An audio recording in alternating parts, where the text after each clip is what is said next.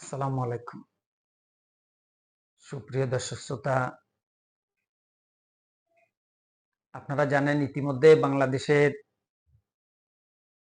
পার্বত্য অঞ্চলে কিছু অঘটন ঘটেছে। পাহাড় অশান্ত হয়ে উঠেছে।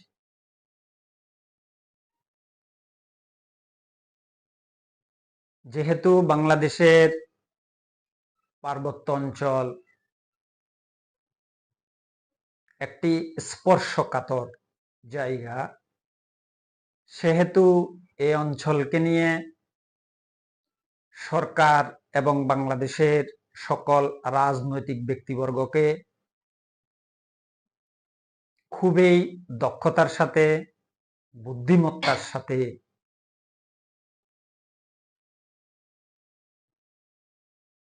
এটিকে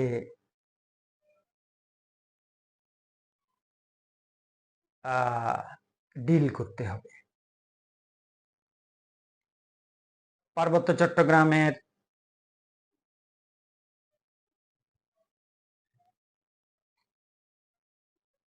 যে চরিত্র রয়েছে, ক্যারেক্টার রয়েছে, বৈশিষ্ট্য রয়েছে, সেখানে এই অঞ্চলকে অশান্ত করে তোলার জন্য বিভিন্ন গোষ্ঠী এবং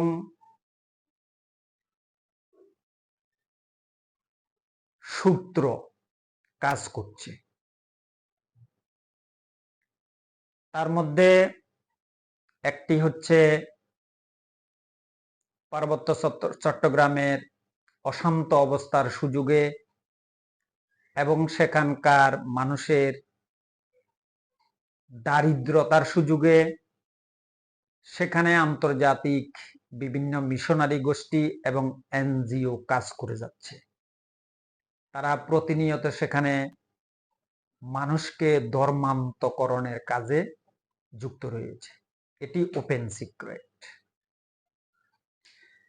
যে কারণে সেখানে আত্মনিয়ন্ত্রণাধিকার এবং বিচ্ছিন্নতাবাদের একটি অবস্থা ধীরে ধীরে ঘনীভূত হচ্ছে। ২ নম্বর বিষয় হচ্ছে, পূর্ব থেকেই সেখানকার স্থানীয় বাসিন্দাদের মূল জনগোষ্ঠীর সাথে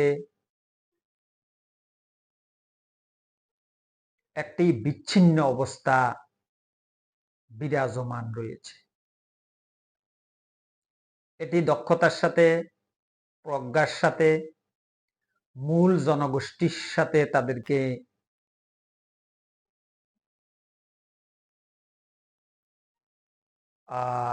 ঘনিষ্ঠ করে তোলার জন্য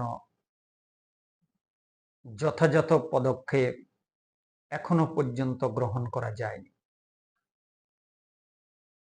সেজন্য এই দ্বিতীয়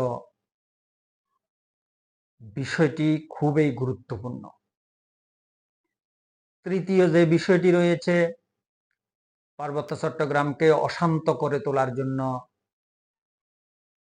আমাদের প্রতিবেশী ভারত প্রতিনিয়ত কাজ করে যাচ্ছে। চতুর্থ বিষয় হচ্ছে, পার্বত্য চট্টগ্রামের বিভিন্ন এথনিক গোষ্ঠীর সাথে মিয়ানমার এবং ভারতের বিভিন্ন এথনিক গোষ্ঠীর একটি গভীর সম্পর্ক রয়েছে। তো মিয়ানমার এবং ভারতের বিভিন্ন এথনিক গোষ্ঠী যেহেতু বিচ্ছিন্নতাবাদ আন্দোলনের সাথে জড়িত রয়েছে, তাদের সেই ঢেউ পার্বত্য চট্টগ্রামেও এসে এসে লাগছে। পঞ্চম বিষয় হচ্ছে,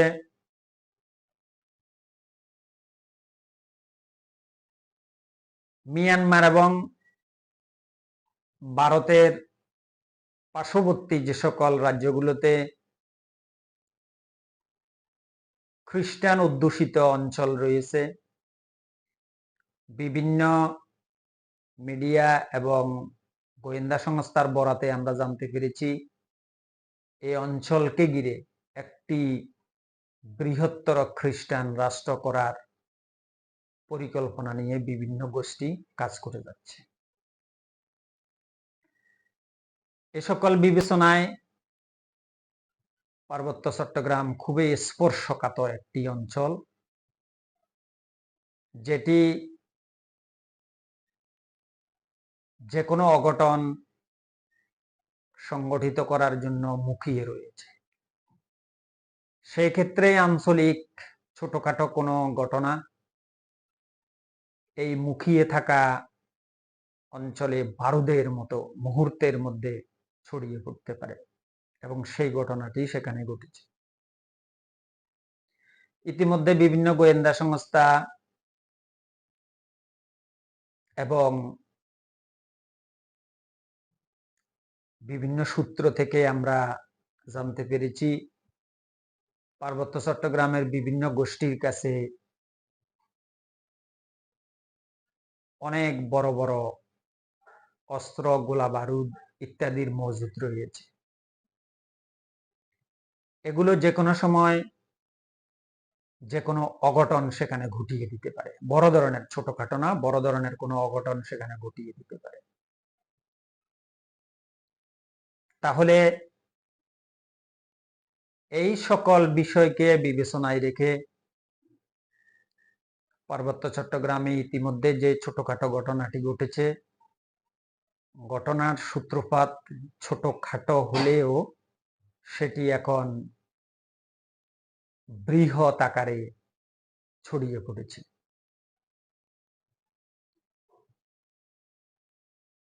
রাষ্ট্র এবং রাজনৈতিক নেতৃবৃন্দের দক্ষতা, প্রজ্ঞা, বুদ্ধিমত্তা, সহনশীলতা, দূরদর্শিতা ইত্যাদি বিষয় সামনে রেখে যদি সঠিক সময়ে সঠিক সিদ্ধান্ত নেওয়া না যায়, তাহলে এই অঞ্চলে কোনো বড় ধরনের অনাকাঙ্ক্ষিত ঘটনা আমাদেরকে আমাদের সামনে পরিলক্ষিত হতে পারে। তাহলে এই যে অনেকগুলো ঘটনা, অনেকগুলো সূত্র, অনেকগুলো বিষয় যাকে কেন্দ্র করে জড়িত রয়েছে, তার জন্য এই সকল বিষয়কে দক্ষতার সাথে হ্যান্ডেল করার জন্য আমি মনে করি বাংলাদেশের সাবেক প্রেসিডেন্ট জিয়াউর রহমানের অনুসৃত পন্থা পদ্ধতি এক্ষেত্রে গুরুত্বপূর্ণ ভূমিকা পালন করতে পারে। রাষ্ট্র এবং সরকারের সংশ্লিষ্ট মহলের এই বিষয়টি খতিয়ে দেখার যথেষ্ট প্রয়োজন রয়েছে বলে মনে করছি। এর পাশাপাশি এই স্পর্শকাতর অঞ্চল এবং এই স্পর্শকাতর অঞ্চলের সাথে জড়িত যে সকল সূত্র, এলিমেন্টস রয়েছে, সেগুলোকে হ্যান্ডেল করার জন্য